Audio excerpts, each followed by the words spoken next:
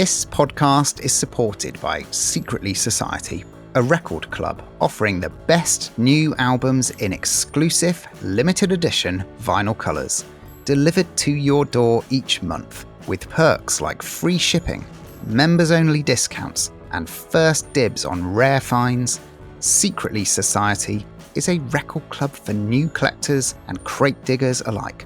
Sign up and become a member wherever you are in the world. Just head on over to secretlystore.com.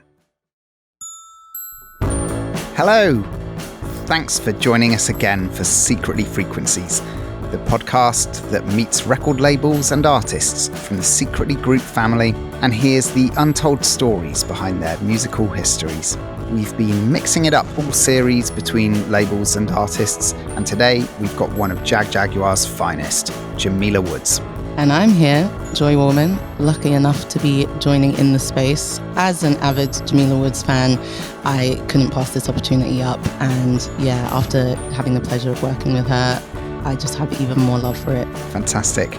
Well, today I'm beaming in from a crazy hot room in Bristol, and Jamila will be joining Joy in our studio in London in just a second.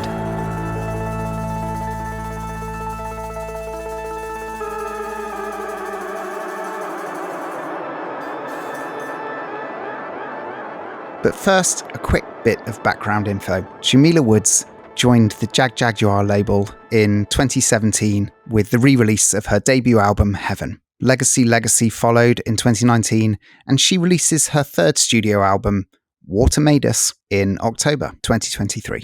Throughout the rest of this podcast, I'm sure that you'll be able to see how much her music has grown and how her personhood has been shown through all of these experiences.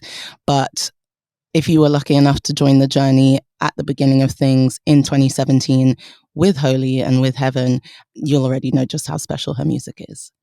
Hi, Jamila. It's lovely to have you on the show. Thank you so much for having me. Right, I think we should kick straight off with some music. Let's hear the first song. Give me today my daily bread. Help me to walk alone ahead. Though I walk through the darkest valley, I will fear no love. Oh, my smile, my mind reassure me I don't need no one. Woke up this morning with my mind set on loving me. With my mind set on loving me. Woke up this morning with my mind set on loving me.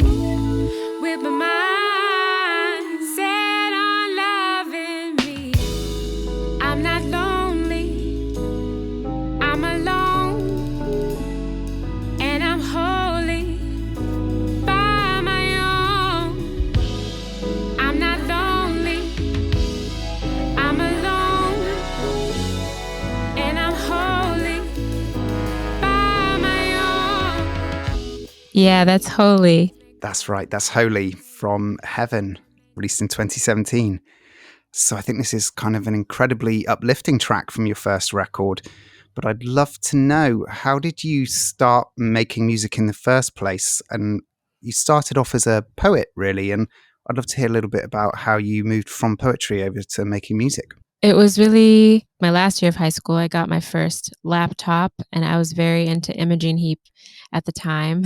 So that was like my first exploration and just layering my voice and singing every part and covering songs that way. And then eventually it emerged into me writing my first song, which was called Entire.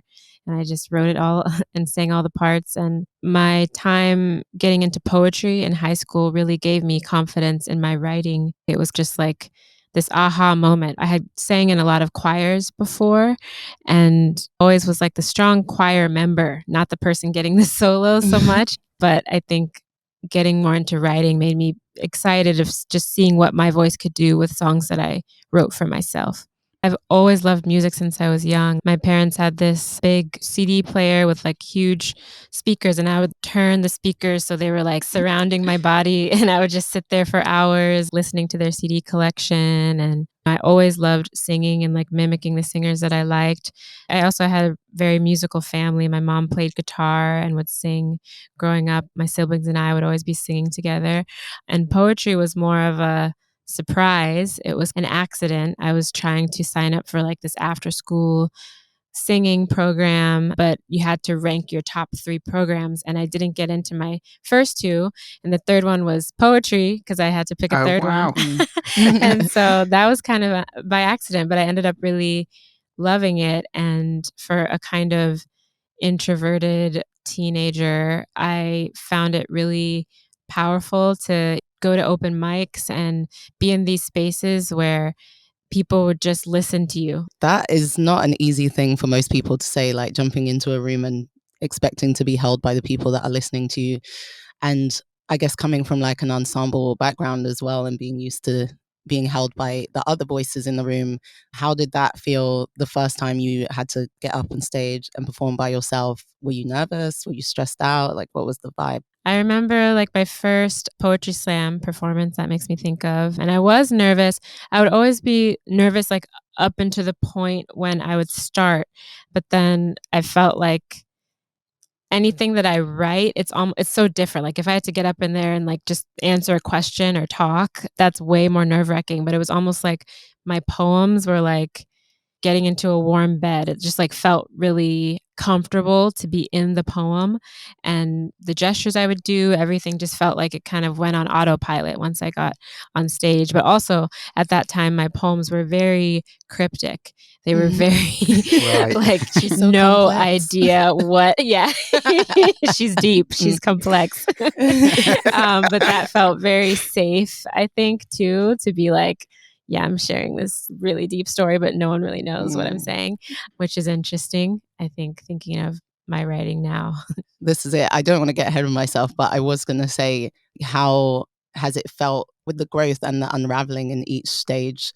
It is always fun to be a little bit cryptic and hold things back, but do you feel like there's a different kind of richness in sharing? I'm thinking it's something that's going to ebb and flow as I continue to make. I definitely see the relationship between all my albums, but really the past album Legacy to this one. It was almost like I shed a layer of that crypticness because Legacy was such a personal, I was writing a lot about myself, but framing it by titling it Names of Other People. I feel like it's a good exercise as an artist to have something that feels really comfortable, but then also know that when you can consciously step out of that, it's going to push you to grow in a different way. I think it'd be a good idea to hear another song now. Should we hear some more music? Yeah, let's do it.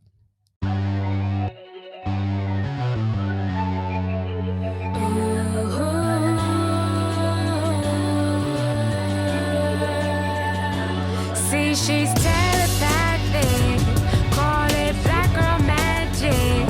Yeah, she scares the government, deja vu a tough man. We go missing by the hundreds.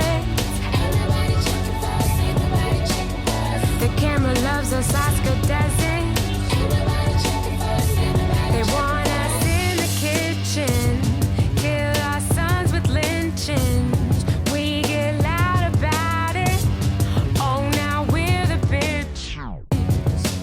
Look at what they did to my sister. Last century, last week. Okay, this is Black Girl Soldier. My brain like shorted out for a minute.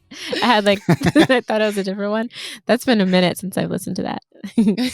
Oh, really? So, I mean, that's an interesting thing to ask you. Do you go back and listen to your old music, or are you a forward-thinking person? Like, what's your own feeling about this record that came out 6 years ago now in 2017? I haven't gone back to listen to it for a while, but I do have moments where I deeply, deeply do just do that. When I have listened to these songs, it's been the live versions. So I haven't actually heard the record version in a while. It really feels like opening an old journal or like a time capsule sort of thing. The further and further I get away from an album, the less criticism that comes into my mind. You know, when you're so close to it, like, oh man, I should have mixed that different, or I should have like sang another harmony there or whatever. But I was recently going back to my first band's music, like the 2 albums that we made before my first album. And I just was almost crying because I was like, oh, this little person was just like singing. So HEAVN is starting to get into that category. It's really 2016 was when I first put it out. So I was really writing those songs in like 2015, which is a while ago now. I mean, I cannot let that go. You said you were in a band Yeah. prior. Okay, what was the vibe? What was the band's name? How did that come about? The band's name was Milo and Otis at first, but then we got a cease and desist on our Facebook page from the really popular other band. So then we changed it to M&O, and it was a duo band, and we played adventure soul music. Nice. It's very earnest, it's like very beautiful, poppy, soulful. It's very genre blending, actually. So when I was writing my third album, I really was going back to that, just seeing how free it felt. It was just what mood we felt in. That's the genre that we were making. Some of the early iterations of some of the themes that, I started to write about more later. Like there's a song about having natural hair. There's songs about being an artist, kind of like Ars Poetica type songs.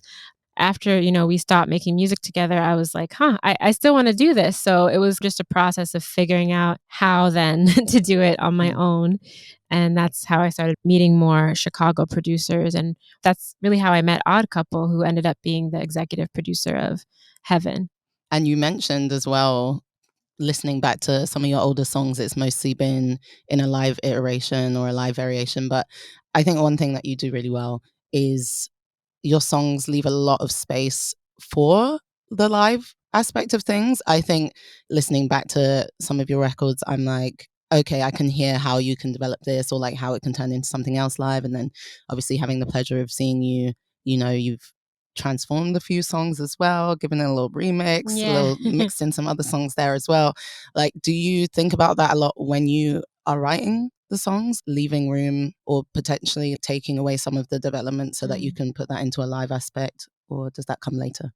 As I've grown with each album, I think about that more and more, especially as I've gotten closer with some of my bandmates and had them play on the albums too, to kind of blend those areas a bit more. At first, it was really just, I went in with this producer and now I'm going on, I wasn't thinking about it so much, but definitely on this album, I was like, where do I want to sing where my voice feels strongest? Like, can we leave more space to not fill in everything? Also, just so that my voice can be the most present thing on stage. Releasing some songs that were more stripped back, just like the single that I did. People reacted to that in a way that I was like, oh, this is so simple. It's just a guitar and my voice. You like it? Okay. Yeah. So it just kind of taught me like the less is more, and also maybe that was also a way of covering is like having all this production.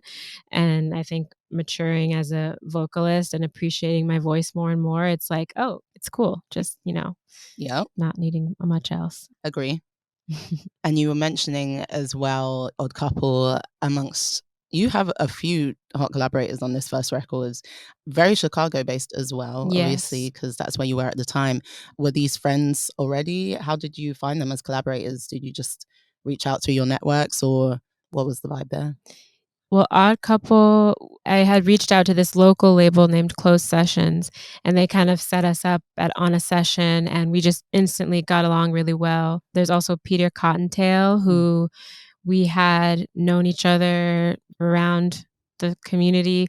He is just one of the most prolific people I know. So, and Nico, I'm like, what? Who are the people on HEAVN? It's been so long, but I feel like Nico's on there somewhere. It's like my name, Saba. Yeah. Chance. Oh, the features. Yeah. That is really just the people who are around YCA or the open mics. It just kind of exactly what you said, being in Chicago. And I had done songs with some of those people for their projects. And that's what I love about like that time in Chicago. It just felt like so easy, especially working in LA a lot more now. I'm like, oh, I was just a spoiled little baby.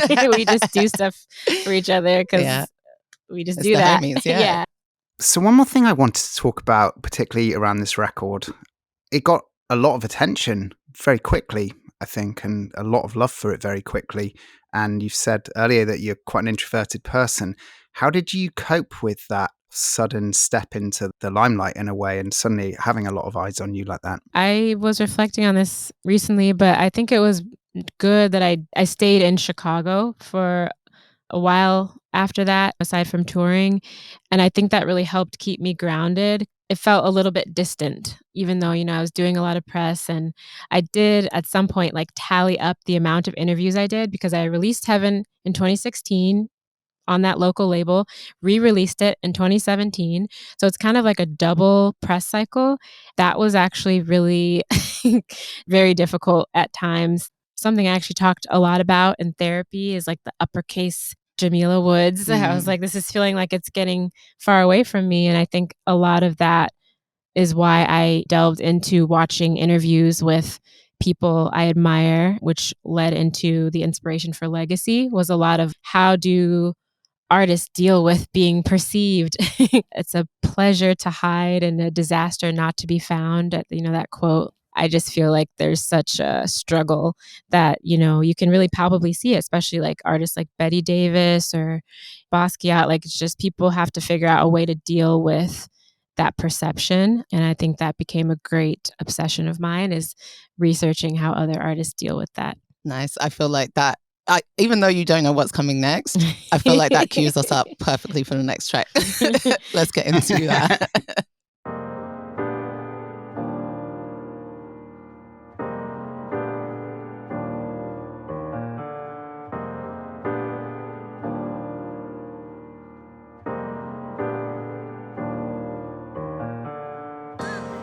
Different, I'm a couple miles off, sweet tongue, but don't get me in a paper cut. I fight you with my eyes, oh, when they call me shy, they just frightened of what's in my mind. These gray grays won't let me lie, midnight, eyes wide, feels like I'm at the riverside. Gray grays come down, they whisper to me quiet, I'm alive, I'm alive, I'm alive.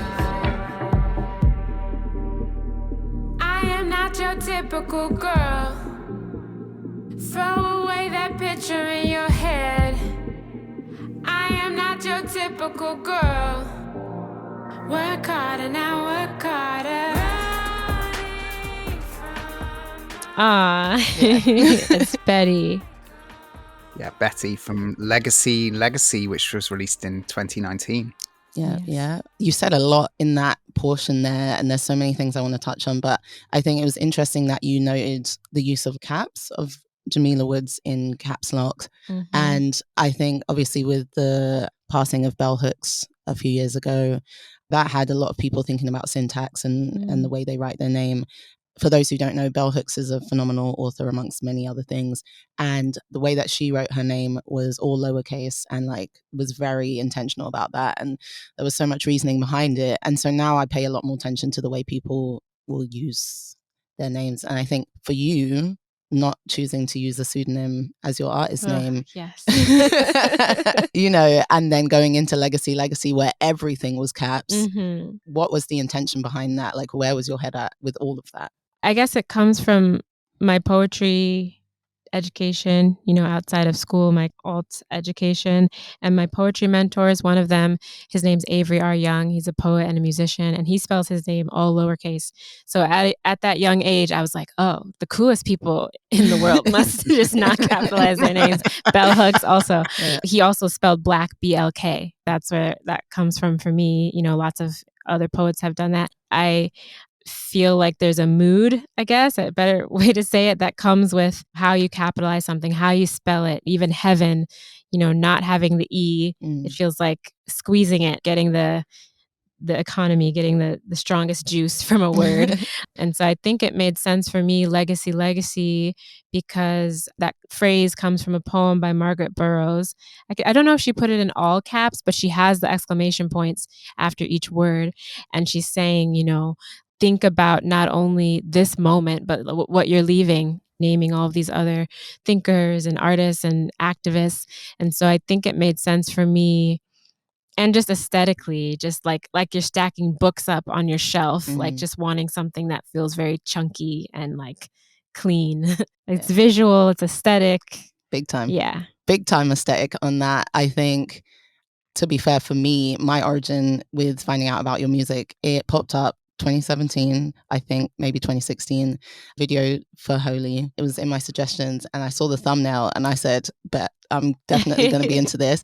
Saved it, watched it, and was immediately hooked and in the space. And then obviously the visuals came out for Legacy, and I was like, okay. Sick. Like, just so striking and so palpable, and stacking books up. It definitely, if it was a book, it would feel like one of those coffee table accent pieces. Obviously, with it being a lot about what you leave behind and like paying homage to a lot of Black elders and phenomenal people within the movement, was there a lot of thought to try and link the aesthetic with that message? Were they two kind of separate things that happened at different times? I feel like they were a bit conjoined in that often I start to see the visuals like as I'm making the song, and it's almost like an exercise and okay, I got to actually finish the song. I can't just skip ahead to the visuals. But I know that Baldwin, for example, I was like, I had this idea of like a Black hidden Hogwarts school for a long time. Zora being in a library with all of the books stacked up behind me singing. Like, I think I also have very strong collaborative relationship with FAM production studio. My friends who have a production studio who are from Chicago and now based in LA, but it was very all the time when they're like, oh, you're working on music? Okay, like let's get ready, go. you know, and I'm kind of always thinking about the visual world as I'm building the music. So how long were you putting together Legacy? Obviously, there's a very overarching concept to the record. It seems to me like it must have been something that you had to invest a lot of time and energy to get that all to function well. Obviously, you talked about how strong the aesthetic part was for you as well, or whatever. Was it something that you were working on even before HEAVN came out, or is that something that came together quite quickly for you? I didn't perceive it as coming together quickly, but now compared to this last album, it wasn't as long as that. But I know that I had such a busy 2016, 2017, even into 2018, like touring. I know I finished it by like October 2018. So it must have been 10 months of 2018 working on it. There was a period where I just kind of realized that I had several songs named after people. So someone had asked me to write a song inspired by this poem about muddy waters. So I had that one. And then I had written Giovanni based off of a prompt that I gave my students to write a poem inspired by another poem. So I did that, a song inspired by a poem. And so then I was like, you know, I just like patterns. I like prompts. So I was like, let me see how many I can do. And then I was like, you know what? Like I tell my manager, this is another key lesson that I now realize, but I was like, ooh, let's ask if I can do an EP. Cause then I don't have to think about like a sophomore album. That's so much pressure. Like, and so then I was like, writing this EP. Yeah, I got a lot of songs. And then I was like, wait a second, maybe this is actually an album. And actually, I think somebody said that on a meeting call. They were like, oh, just see, you know, you never know. And then that person saying that, I was like, yeah, maybe it is an album. And so then it blossomed into that. You don't always know that you're making the album at the very beginning. Wow, right. I figured it out pretty quickly after that. You mentioned your students in that. So you were teaching a course at the same time. Where were you teaching? I was teaching at Young Chicago Authors, which is the nonprofit that runs the open mic that I used to go to when I was in high school. So I taught there. I worked there for about 7 or 8 years. Awesome. Well, let's hear the next song now, I think.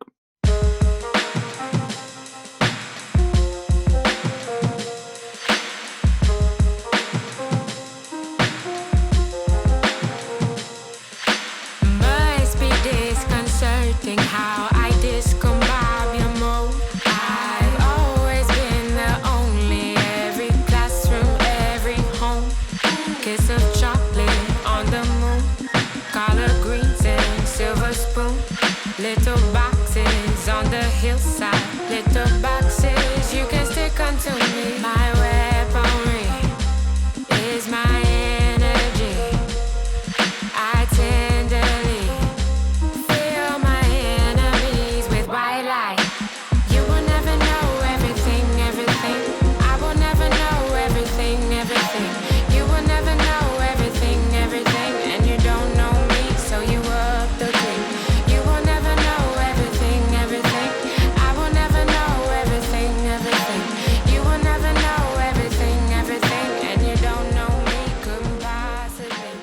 Okay, yeah, that's Zora. Yeah, I love that song. That's a beautiful track from Legacy. But yeah, just before we played that, we were kind of talking about your journey in the poetry scene and in that community and giving back in the teaching way. For a project like this, you were saying, you started writing Giovanni with the poem in mind first and then using that as a prompt. Do you still do stuff like that in your writing? Like start with a prompt or start with a poem, or even you start writing your own poem and then you're like, actually, this could be a song. How does it normally kick off for you when you're writing music? I feel like with Legacy, I crystallized this way of making that feels so natural and easy, which is there's a source material and then translate it or metabolize it into a song. The songs that I just finished for my album, it was so difficult and felt so wandering and so lost for so much of it because I wasn't giving myself that structure or that prompt. And eventually with, McClenny, my collaborator, we did find a structure. It emerged versus finding it in the beginning and then following that map. Is there ever a time that you have struggled to or writer's block, I guess? I know that you've said this last record has taken you a bit longer, but if you get it, how do you cope with that sort of where the muse escapes you or whatever it might be? Yeah.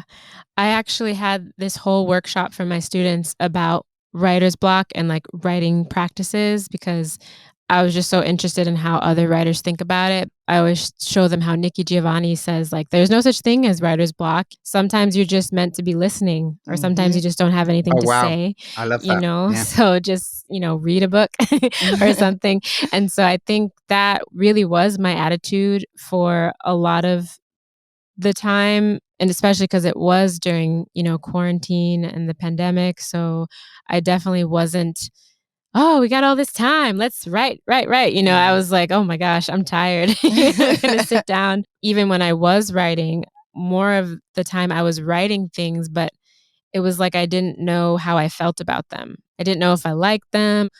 And that was such a strange feeling for me because usually I would make something and I'd be like, oh, this isn't good, I want to make again. Or, oh, this is great, I'm going to keep going with this. It was just that ambivalence that was so kind of scary to me. And then I think maybe what was happening is I had stuff to say, but I wasn't exactly saying it.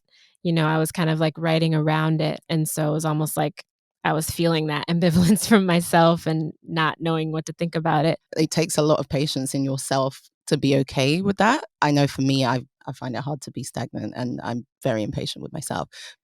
As an artist, have you ever found it's really been hard to have that patience, or are you good at kind of holding yourself back and just being like, okay, let's give it a beat and move forward? Maybe it comes from I had some very intense school experiences. The illusion of a deadline or some type of people waiting on me is so strong. My manager kept reminding me we're actually on your timeline, so if you need more time, say that. And I was like, I was like, that was just so crazy to me. But yeah, I do think it's really hard when I feel rushed, to do anything. That was another lesson of quarantine just in general. And I think it's fundamentally changed the way that I'm approaching everything now, even touring. I don't want to tour right after the album comes out. I just want to be able to feel more embodied in everything that I do. We've touched a lot on your sort of lyric writing process and whatnot, but I'd actually love to hear a little bit about what your, well, it's all musical, but you're instrument. What's your preferred instruments like? Something that I really notice when I'm listening through to all your records is, whilst the lyrics are so vitally important to it all, actually the music is so expansive and huge and awesome, and it leaps all over the place. I'd love to know about that side of stuff a bit as well. Oh, cool. Yeah, I think it's really intuitive, what sounds, synth sounds or guitar tones. When I'm working with a producer, all of this past album, the songs were all started in the same room as the person, which was really cool. It was a really just collaborative, just here, what do you think of this? And I'm always just really vocal about that. Sometimes all they have to do is play a chord and I'm like, yeah, I just got like a whole, the whole story just flashed before my eyes. A lot of times during quarantine, I was learning guitar and I was studying more music theory and playing and stuff. But I really think that still, I guess maybe from those first laptop days, melodies just pop into my head. And the easiest way I can get them down is just to sing every single part that I hear. I want to learn more how to start a song on an instrument. But I think that's taking that and then working with someone to translate that is still a favorite way of mine. Okay, well, let's go ahead and hear some more music now then.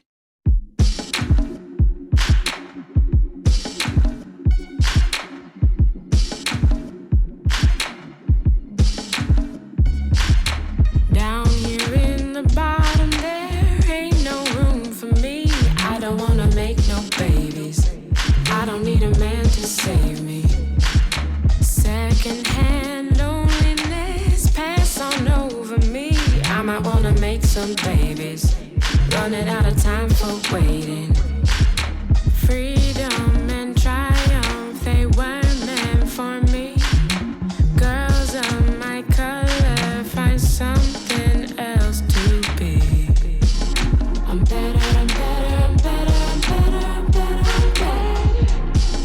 I'm better, I'm better, I'm better, I'm better, I'm better, I'm better. I'm better, I'm better, I'm better, I'm better. Oh, Sula hardcover. Yeah. Again, I had this You brain were getting fart nervous. because we always play the other version. Mm. That's so funny. Actually, yeah, I want to talk about that because this is the first time ever that I've seen like a hardcover and a paperback used in a musical sense. I'm still not entirely sure I know what it means. Like, I know what it means. What do you think it means? Well, I know what it means sonically because Yeah. obviously the hardcover is like more produced and more of a studio version, whereas Sula, the paperback version, is more stripped back. I wouldn't say it's fully acoustic because I feel like there's other music there, but yeah, I'm still kind of like a novice, and I know that is actually a thing. It's a done thing, right? People have done this before. I've never no? heard of anyone do it. Okay, Maybe. see the originator in the room over here. So yeah, what was your thinking behind that? It's really clever. We wrote this one first, me and Slot A. Then during the quarantine early days, there was like this thing on, Fader online or something where they wanted you to do a acoustic or just a performance. And I was living with my sister at the time. She plays guitar. So I was like, hey, could you learn this on guitar and we can play it? It was just live streamed and people really loved it. And I was like, oh, well, maybe it would be cool to try to record this version. And the paperback, when I think of a hardcover, writers are so excited when you get to put out a hardcover copy of your book. It's like more expensive, it's nice. But then the paperback is probably the version you could carry with you like on the train or just anywhere. And like it gets all well loved. And I just like the idea that, oh, I could do this paperback anywhere. Like, hey, Maria, will you play with me? Like, it's just more portable. Yeah. It's like malleable, obviously inspired by a book, Sula by Toni Morrison. So it just felt like a clever poet thing to do. Did you find yourself returning to the book a lot during that time and around release? I can't remember which year Toni Morrison passed, but it was sometime Eric from Jagjaguwar was like, oh, like you have all these songs after people, like wouldn't it be nice to honor Toni Morrison? And I was like, oh my God, like I can't even think of how to do that. And I was returning to that book. I don't know why. I think just like maybe thinking back on a lot of my early poetry. My first chapbook was titled The Truth About Dolls. It's after a quote from that book. She's talking about how in love one of the characters felt like I did not hold my head stiff enough when I met him. So I lost my head just like the paper dolls I had when I was younger. And it was just a book about, relationships and a lot of the themes on heaven, really. Some of the poems from that chapbook kind of evolved into songs from heaven. But I was just thinking like, oh, reading that book, however old I was, my early 20s, and then rereading it, I have such different things that stand out to me, and I was really struck by like Sula and Nell, the two friends in the book, and their different representations or how they express their womanhood and how they think, what path am I going to follow with my life? And I think I was in that really introspective place of like, wow, a lot of my friends are having kids or having families. What do I want to do? And thinking about my relationships and just, all of that. So it just kind of felt like returning to this work that now seems like almost like a different book than when I was younger. Okay, should we hear some more music?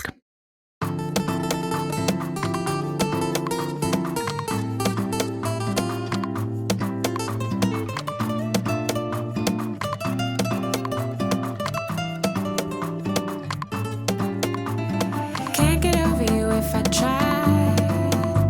You can't come over, no, not tonight. Rather lay with you in my mind. In my dreams we never fight. I find a peace when I'm alone. I don't believe the story's told. These walls are built with time and stone. I'm in control. I keep you on the outside. From far enough away you seem pristine. There'll never be a downside. I'd hate to find a reason I should leave if I let you come inside. Okay, boundaries. So Boundaries was released as a single in 2022, and that was another standalone song, not part of a record. I feel like we've touched on it a bit, but I'd love to know kind of what your approach is when it's these singular pieces of art, and what determines for you when you think, oh, this is going to be part of a bigger project, or when it's like, no, this is definitely something in and of itself. The project is this. Yeah. I think the Sulas felt like kind of an addendum to Legacy in a way, like kind of still writing in that zone. And then Boundaries, I really liked the song in part because I was like, this just sounds really different than previous songs. And I was definitely consciously working on my album at this time. So I kind of knew Tiny Garden and, some of the other songs that I knew would be a part of the album. I loved the song, but I thought it sounded like a little bit different than the album. And also I think of the vibration of songs. And I feel like Boundaries is kind of like, you're kind of just starting out therapy versus the albums like you've been in therapy for a while. I was like, this isn't important because this is like a very real feeling, is like that idea of like putting up boundaries that are sometimes out of avoidance versus out of love or self-care, like the kind of, and so I was like, that is such a real feeling. It is so me, but I don't know. I think I want the album to start like the moment after that. No, I like that. I think one thing about that song that I find funny is obviously it is talking about something quite serious and like setting boundaries and getting comfortable in that space, but then the instrumental, the music is just so joyous and like jubilant. Like, was that on purpose? It's definitely a dance track in a lot of ways, but then it's actually quite enlightening, and like the lyric matter, I think if you just had it down on paper, I think it would teach people a lot of things, but then everyone's just also gonna shake their booties to it in the club. Was that purposeful? I really like the juxtaposition of like how a song sounds and what it's saying. I think that was kind of my attitude, I guess, a lot. Like, oh yeah, it's no big deal. Like, yeah, we're just fine. I'm just gonna go over here. You stay over here. It's fine. And so I think it kind of gets at that feeling. Like it kind of makes it easier to say the harder things. Yeah, exactly. As we've moved through the journey of a few of your projects, one thing that I'm noticing is there are like recurring themes across the bodies of work. And yeah, I guess in that, do you feel like there's anything in these standalone moments that you can call back to that you're like, okay, this is something that I've brought through the whole way through my discography? Like, are there any themes that resonate now that resonated just as strongly back then? Boundaries definitely feels related to Frida and this idea of like loving very strongly, but also needing a lot of space, which I guess also can relate to Way Up or Lonely. Yeah, I think there's this thread of like negotiating how to be unto myself and how to be connected to someone else and not lose myself within that, which is like totally all in my astrological chart. So it'll probably continue to be developed.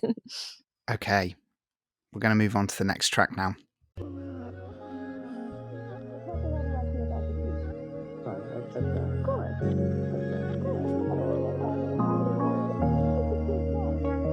I will go down for you. Covered in the mud, I kiss the ground for you. Here comes the flood, I save a place for you. And when it's all said and done, I hope you send a dove. I hope you send a dove.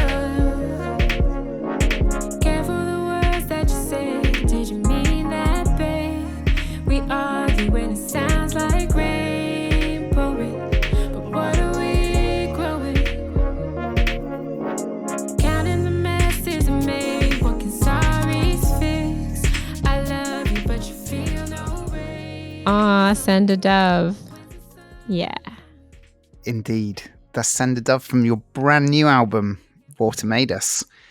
So this is the third album for you, and it's the third album you've done with Jagjaguwar. So I want to kind of roll back a little bit and ask you, how did you come to meet Jag and work with them? What was the connection there? I'm pretty sure it was Jaguar reaching out to me, or Eric, my A&R.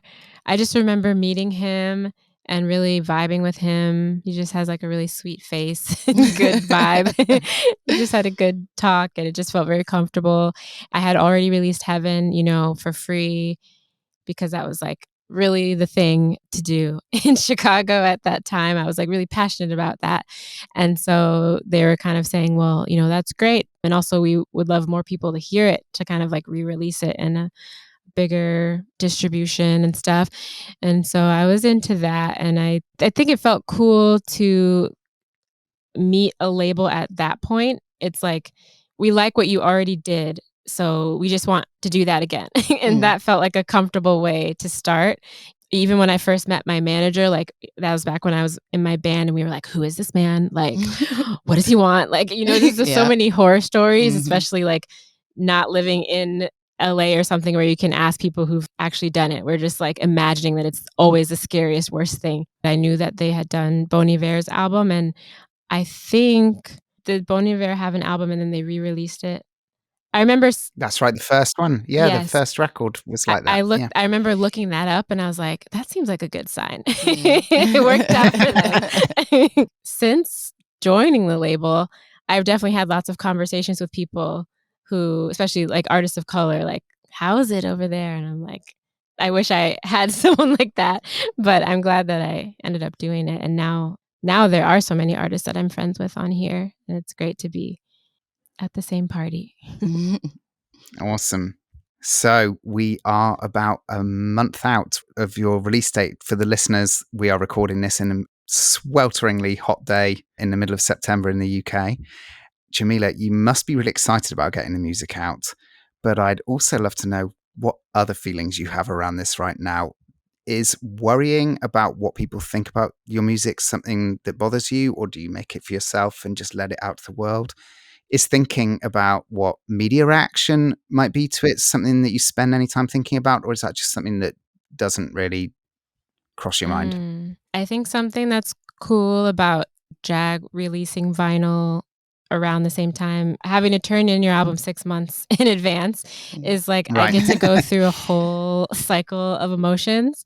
And at least with the last album too, like I did a lot of emotions, and then by the time it was actually coming out, I was just more excited and felt more ready. Like I had this little cocoon time with it. And I also had a lot of astrological guidance from one of my friends who, through all of the potential release dates that I had, she kind of gave me opinions on each of them and was kind of helping me, giving me a picture of what each one would be like. And then it got down to the point where the label was like, okay, girl, here's 3 choices. Choose one. And I was like, not my birthday. And she was like, okay, the 13th is like an eclipse. It's intense. You might not feel great on that day, but there's other artists who have released their album on this same eclipse, and it's been really good for them. It's been like a pivotal kind of album for their career, like D'Angelo, Voodoo, Kendrick, To Pimp a Butterfly. So she was like, this is it's like a birth chart for your album itself. So it's not only about how you feel. Who knows how you'll feel. There's also a Mercury in retrograde during your entire promo cycle. Love it. And there's a Venus in retrograde, which means, and I was like, that's kind of cool because people are going to be all like thinking about their hearts and thinking about their relationship. Maybe they'll be freshly broken up. I hope that's not the case for everybody. No, but no, I mean, maybe though. Maybe they needed to. I love it. Okay. Oh my goodness. Joy, are we going to like set all release dates for records using this person? And what I'm slightly concerned about is there's going to be about 3 viable release dates a year. Well, literally, everything else I was like, don't quote us on this because you're going to get us in trouble. Yeah. I'll go to double question that actually. I think all the people want to know now, what is your star sign? My sun sign is Libra. Mm-hmm. Yeah. Rising? Taurus. Moon? Capricorn. Okay. Earthy Libra. Yeah. I love that. I mean, I'm already hearing that a little bit of groundedness, but then still, with the wind. Yeah. But no, I was going to say, obviously, in incorporating astrology in your release cycle and like considering how much it can affect the time and the energy around what you're doing, I think for this track in particular that we just played, Send a Dove, this one really hit me when I was first listening to the mixes, and it hit me because, and forgive me if I've misinterpreted this, but for me, I felt like there was a lot of, harkening back to like generational effects and, I guess how things that have come before you can affect where you are now. And I think a lot of astrology is kind of navigating where you are now based on things that have already happened or people that have already been here. What do you hope that people get from a song like this? Because it really touched me. And like, obviously there's so many embellishments there with like family on the vocals as well. When you wrote this song, what did you kind of hope people would take away? When I wrote the song, it was really thinking about all the time that I spent with partners like in conflict or in argument, and also thinking of like the quality of communication, or like there's ways to argue well, and I was really not experiencing that. Also just thinking about the way that we learn how to communicate and what loving communication looks like, because many people grow up in houses where everyone yells at each other, and I grew up in a more kind of passive aggressive household, so whenever there's actually explosive moments, I kind of shut down. And so just the idea of sending a dove, it's like, can we just have peace? Can we like end the floods? The things that we witness from the older generations and how we carry those things. There's a conversation between Nikki Giovanni and James Baldwin samples on that song, which, was a whole thing, because the song at first was my verse and, my parts, and then Peter CottonTale had a verse on it. And then at some point along the process, McClenny and I were like, I think we need to break this open, because it's not just, those two people in conversation. It's all the ghosts, all the ancestors that came before that we're carrying. So let's break the song open and make there be a part where we're actually getting down to the conversation beneath the conversation, which is like so much of what I learned, at least, the cis male people who I've dated. It's like, I would be so disgusted and overwhelmed by their aggression. At a certain point, I was like, oh my gosh, they're actually like crying on the floor right now when they're yelling at me. It's like they're processing a lot of trauma, but they're expressing it in this very aggressive way. And so that was kind of like a breaking point for me, and also made me look at like different things that I've witnessed in my own family in a different way. And McClenny and I talked a lot about like choir on the album representing a sort of like ancestral wisdom coming in, or like intuition, almost like things you might kind of know when you actually have a quiet moment with yourself. I really wanted there to be a reflection on the cover because we shot so many pictures and so many of them are so good, but it was important to have like the duality of like looking at yourself so that you can also be looking at someone else like straight in their eyes, you know, like you have to look at yourself that deeply to ever hope to connect with someone else that deeply too. I love that. I mean, if that didn't make you want to listen to the record, I don't know. I don't know what else. But yeah, maybe let's listen to the next tune and this will be the thing that does it.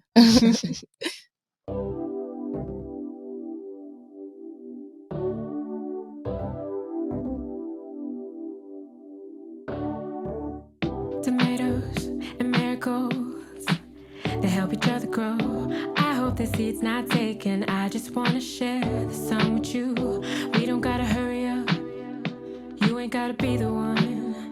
We were just rehearsing, baby. No, this ain't the game. We're talking about practice. Talking about. We're talking about practice. Talking about. We're talking about practice. Talking about. We're talking about practice. Talking about. We can stop time for the free throw. Got more patience than a tree grow. Got love that feels like a cheat code. No stress, no nothing. Maybe we can stop time for the free Okay, practice. Yeah, that's a good one. Love that tune. That was Practice from the brand new album Water Made Us. I mean, so we kind of just spoke about the visual aspect of water and how that comes through the themes, but then another visual aspect that has been more prominent in this cycle particularly, but also, if I remember correctly, in the Sula video way back when, you've been incorporating a lot of dance and movement. Even, did you direct some of it as well? Tiny Garden directed. How has that felt to kind of open up that new part of artistic expression, and why did you choose now? I've always been interested in directing, and I co-directed on the Giovanni video because I had really such a concept in my head for it. I was really hand-holded along the way. It was mostly my friend Vince directing. With Tiny Garden, it was like, again, as soon as I wrote the song, I was like, I'm just dancing. I'm like dancing outside. Like I could just see the stuff. And also other people would say, like my manager Sharad was like, I feel like you're dancing. I was like, yeah. And so it was like really cool to step into that and realize how much work is entailed in that. It really feels like future seeing, like that's the job of a director, is like you have to see the future and communicate it to everyone else to make it happen. So I learned a lot through that. I also learned, similar to like how I like a prompt and a structure and a story. I kept going with the video. I was like, no, I need to feel like I'm trying to tell a story. Whether or not it comes across is, there's something really fun about like creating the narrative of the video in my head, which is in the contrast between how my expression of love comes across to the other person versus how it feels internally, which is kind of represented by like, how it comes across in the plain apartment, but how it feels is like, I feel like I'm in this wild field of flowers, everything growing, and they might just see like, a little house plant, So yeah, that was really fun. Jamila, what are your ambitions for this record at this point? And what are your ambitions for the next year as well? My mentor keeps asking me to write down my goals for the album. I don't know, it's felt like really hard to do that, but I have to do that before October 13th. I know I'm really excited to create a show for this album that I think there's something cool about having so many songs to choose from to make a show. And I've never really felt like, I want to replicate the flow of the album in a show. But this album, I feel like the story is, the order of it feels so important to the album itself, like the journey that it takes you on. So I'm interested to see how that's going to affect how the show feels. I'm really excited to translate the songs and play them live.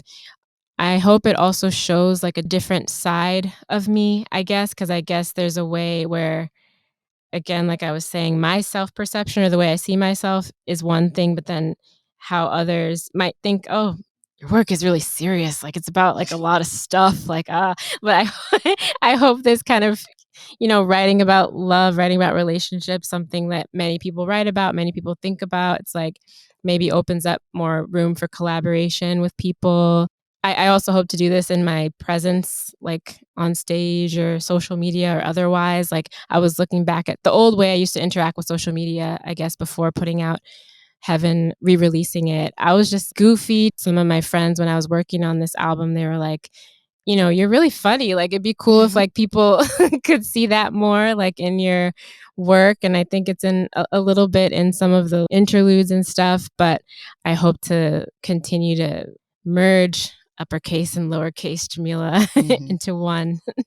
Those are all really wholesome goals. Thank you. Which is lovely to hear. You know, it wasn't like, I want a Times Square billboard. Like, those are really wholesome goals. But then coming back to the moment of release, like, as well as we're looking forward, but how are you going to ground yourself in the moment when the release happens? Like, do you have a ritual when your release comes out where you're like, okay, I'm shutting myself in and I'm not looking at social media? Like, do you have a way of just experiencing that moment? It was actually really cool to be, I was at a writing retreat in Italy for the past 5 weeks. So putting out Boomerang, like putting out the single, I was there and also like on a really different time zone and my Wi-Fi wasn't always working. And I had told the people there, like, I was like, oh, I'm putting out a song. Like, I'm not going to read the YouTube comments. And then like one of the women there, Sean, she's so sweet. She was like, I read all the comments. They're all good. Like, you know, she was just like, and so I think like surrounding myself with just my friends, you know, like I have like a group chat of friends who live all over and maybe I can hopefully like plan to be around like a group of people and just like buffer myself with love, I think would be a good thing, especially because so much of the stories of the relationships I was in were buffered by those same friends, you know, holding me through all of that. I think I've become better at not everything resonates with everyone, and that's perfectly okay. Leaning into the people who lean into me is most important.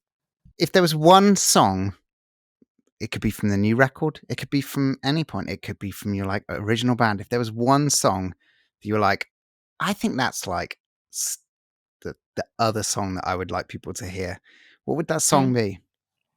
Okay, yeah, because I was actually just re-listening to some Eminem, and I think the song Run on our second album called Almost Us, I'm really proud of that song because I think it was like, it just feels very raw, kind of like a breakup song, kind of just talking about that feeling of devastation when you kind of see somebody differently and they seem like, oh, like you've just let this kind of stranger into your house, you know, like who is this? Because they seem totally different. And I can kind of hear in my voice the sadness. I don't know, it's kind of depressing. But to me, I'm proud of it because it feels just like very vulnerable in a way that I think was something I was trying to return to in this album. Yeah, and there's a music video to it that's like, oh my gosh, what you can do when you're just trying to make a video with like $1,000. Yeah. And it's like, it's just very sweet to me. Any of the listeners today will be able to hear that song on the playlist. Thanks so much for taking the time to do this, Jamila. It's been absolutely fantastic hearing about all your work and all your music. Really appreciate it. Thank you for having me.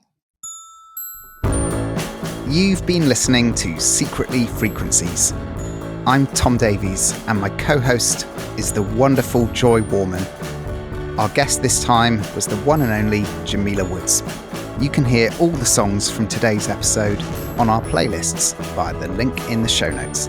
And do check back in the Secretly Frequencies archive for shows with Kevin Morby, Numero Group, Dead Oceans, Oneida, and more. The Secretly Society podcast is an original production of the Secretly Group. This episode was produced and edited by Sarah Miles and exec produced by House of Hutch. The project manager for the Secretly Society podcast is Mimi Gontal. Robbie Morris is the creative director. Look out for more from the Secretly Society wherever you get your podcasts.